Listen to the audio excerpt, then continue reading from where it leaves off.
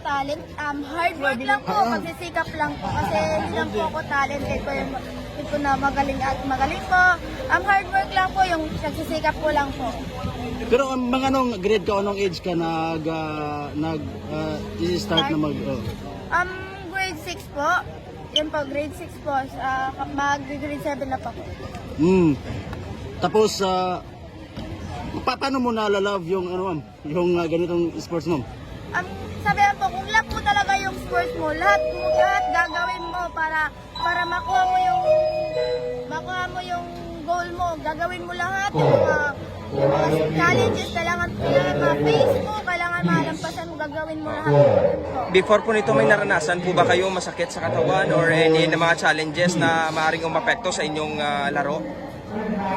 May mga na-experience po ba kayo na challenges, yung pinaka-great challenges nyo po na hindi nyo malilimutan before this event?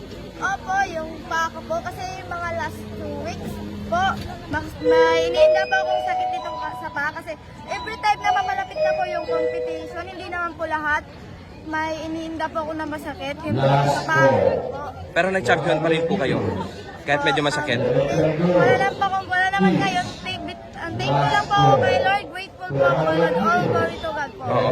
Kanino mo po inaalay itong gold? First po sa Diyos po, pati yung mga para sa family ko, and sa mga coaches ko, pati yung mga teammates ko po na tumutulong sa akin na ma-improve po yung time ko. Para pong mga pacer po yung training partner ko po na lalaki po yun po.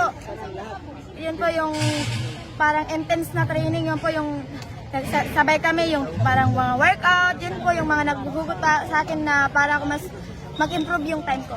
Mensahe po sa family ninyo po. Thank you na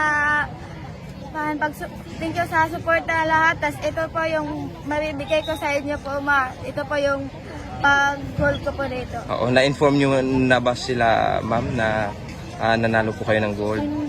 Hindi pa po ngayon kasi wala po kaming cellphone kasi yun po focus ko sa laro ko. Last po na sinabi ng ina nyo po o parents nyo po before po kayong pumunta dito, even the coach? Sinabi ko lang po kay mama, si papa nga, gagawin ko ang lahat, best of the best na makuha ko yung winning goal kasi para po ito sa kanila po, para po matulungan po sila kahit Oo. So, sila naman po, ano nung pong message po nila before ka umalis sa iyo? Sabi na, anak, mag-pray ka lang at manalig sa Diyos. Isipin mo lang na ng Diyos, yung Diyos na nasa tabi mo. Kinabahan po ba kayo nung laro ninyo? Kaunti po kasi yun po. Normal naman po kasi yung kaba sa competition. Kung gaano mo po siya i-handle, kung gaano mo tanggalin yung kaba, yun po kasi nag-training ka po. How many months nag-training ka? Everyday nag-training ka tapos yung kailangan ma-worth it po yung training mo. Nalabas mo po lahat ng yung 100% kayong araw sa itong game, sa itong... Walang baka nalabas mo.